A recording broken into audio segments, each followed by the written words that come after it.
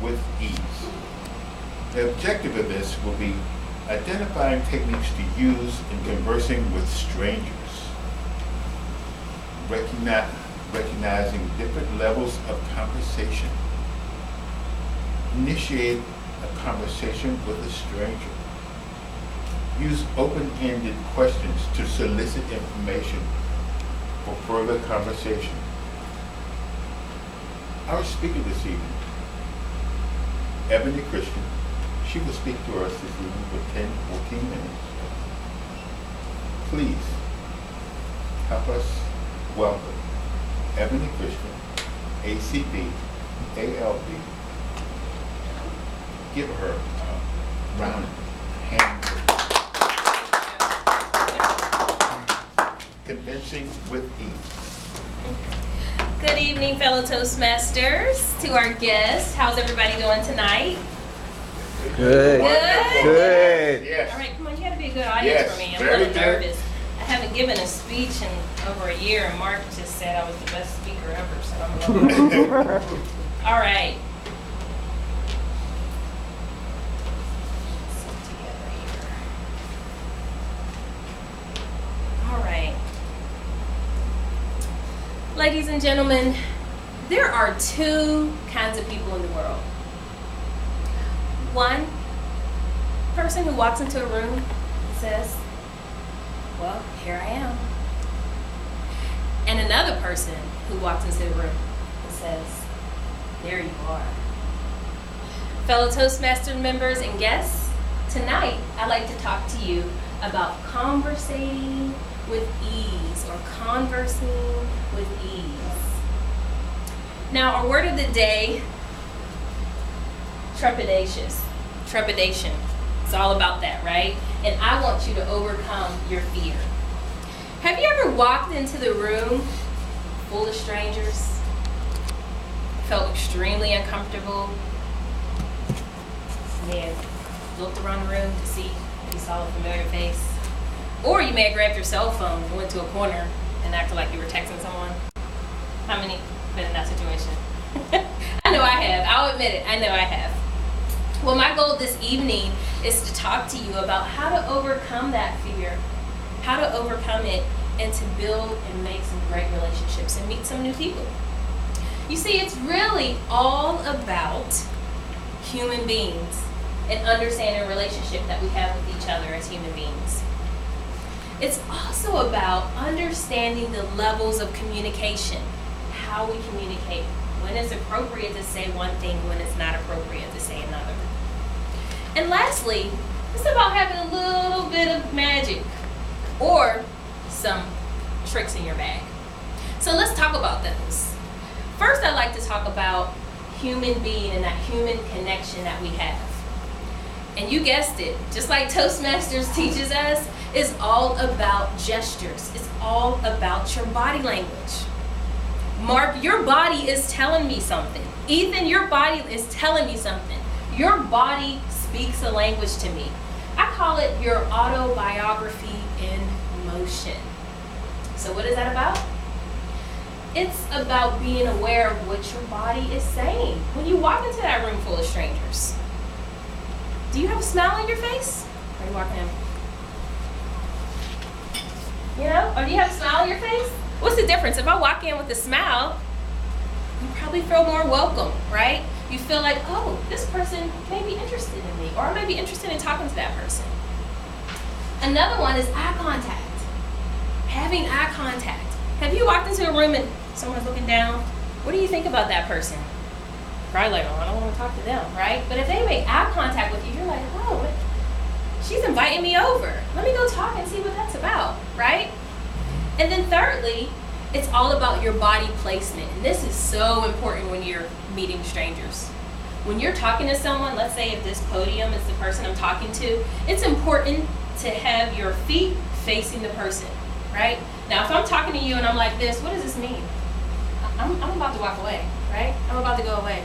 I'm not interested in what you're saying, or if I'm looking all around. So understanding human beings and body language is one of the most important pieces with connecting with others and meeting strangers. Secondly, it's all about the levels of communication. Now this one is really funny because we all probably have stories of someone we've met first time and they just say something really awkward and inappropriate. You're like, where the heck did that come from? You have to be in tune with the level of, what is the word I'm looking for? You have to match your conversation. You all have to be on the same wavelength is what I should say. So there are 4 levels of communication. Level 1 is small talk. And it starts with small talk. Just talking about the weather. Oh, okay, we're both here at this meeting together. Something that you have in common as far as the surroundings or current events. Small talk. Stay on that small talk wavelength, right? And then you progress once you both are like, hey, you know what, I like you. Yeah, we're having good small talk. Let's go to level 2. Level 2 is all about fact disclosure. And you may say something about yourself, like your occupation or your hobbies, etc. Still moving forward, goes to level 3, where you talk about your viewpoints and opinions. Maybe politics. Again, this is level 3 now, right? And then level 4 is all about your personal feelings. And this is more so I consider once you are a friend, I may talk to you about a problem that I'm having with my son. Or I may talk to you about a problem that I'm having with my spouse, things like that. So 4 levels. Now we've all been in a situation where you meet someone, hey, nice to meet you. Oh my goodness, can you believe what the president said? I just cannot believe this. Well, they don't even know me, and I may be his #1 supporter.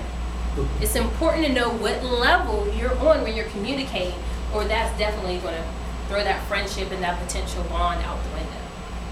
So that's 2 things I talked about. Being your human being, being connected, the levels of communication. And then lastly, I said there are a bag of tricks, right? And this is just really common sense, but I tell you, if you use it, it really works. Number 1, I said eye contact, sticky eyes. Keep that eye contact when you're speaking with someone. Or if you see them from across the room and you want to talk with them, make a little eye contact. I'm telling you, it will invite that person to you, or you are invited to talk to that person by making that eye contact. Also, I talked about body language and the pivot with your feet. Use your feet to direct your attention to that person. Also, if you're ready to leave and exit the conversation, use your feet to pivot out. These are all these nonverbal cues that you're giving off. One thing that I've put in my bag of tricks is I try to act like that stranger is a friend that I haven't been in touch with in a long time. Because I know inside I'm excited to see this person. I haven't seen them in a long time, and that comes across in the discussion. Compliments, compliments, compliments. How many of you have met someone new just from them giving you a compliment? No one? Oh. Okay, great. That's another great way to open up a conversation. Another tip that I have is don't ask someone, what do you do? I have another way you could say it. Ask that person, how do you spend most of your time? Ask that, when you ask it in that way, it's more inviting of, oh, let me tell you about my day and things that I get into, instead of what do you do, which can seem like you're trying to compete. A few other tricks that I have: give them your undivided attention, very important. It's important to be an excellent listener. If you're an excellent listener, you're going to use what that person has said to you to keep the conversation going back and forth. Lastly, my last 2 are just to, when you talk, raise your eyebrows. Has anyone talked to anyone and seen the eyebrows raised? It tells you that they're interested, they're listening to you. And lastly, you can make your hands visible. This says welcome, and your shoulders back. So at this time, I'd like to put some of this into practice, and I like to do a role play. And during my role play, I want you to pay attention to some of the things that I do that I explained in my speech. So I'm going to use Lorenzo today to be my role play candidate. Lorenzo, can you come on up? Let's give him a hand clap. And our scenario is this.